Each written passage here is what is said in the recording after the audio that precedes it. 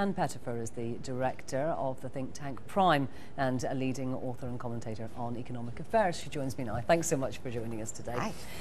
The idea of Eurobonds was kind of quite out there only a few weeks ago. It seemed very quickly to have come into mainstream thinking.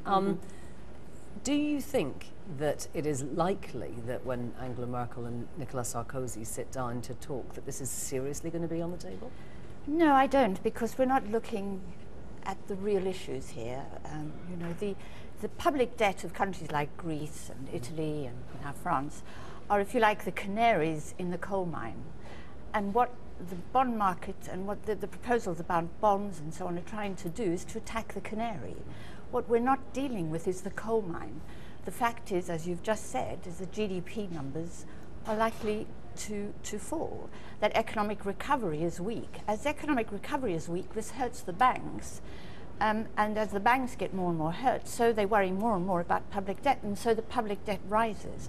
And it's this relationship that we are getting wrong. We've got to do something about economic recovery in order to fix the banks, and then also to fix the public finances. The problem, I guess, is that while we want growth and we want economies to be stimulated, there is a fear at the moment, isn't there? There's a real fear about lack of money, about debt, and particularly bank debt as well. And a lot of banks just feel that they're never going to get that money back. Well, that's countries. an irrational fear, really. The United States doesn't have that fear.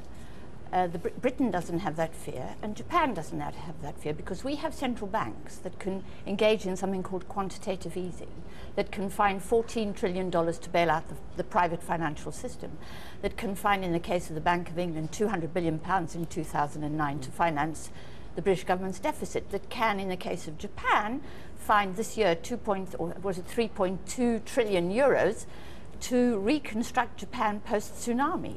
We don't, in those countries or in Switzerland, worry about is there enough money.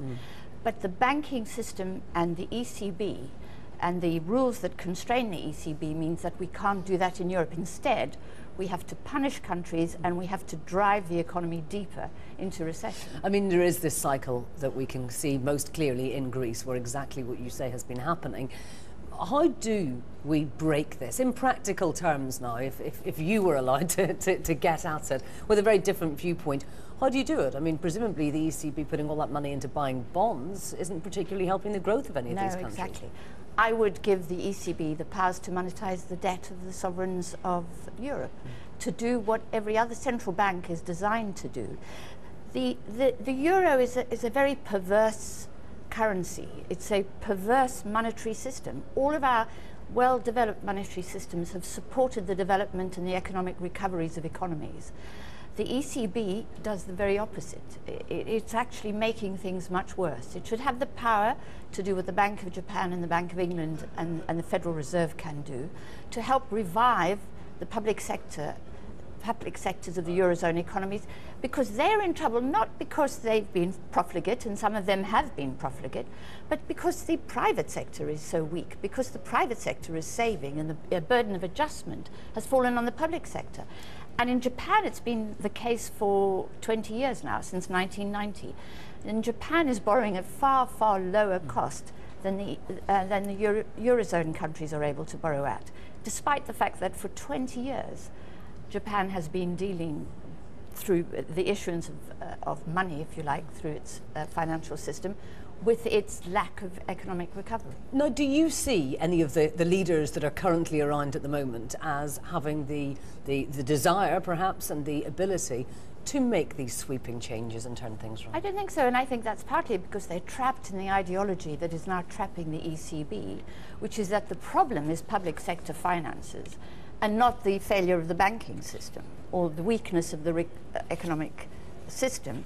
And this ideology is preventing people from thinking outside of the box, if you like.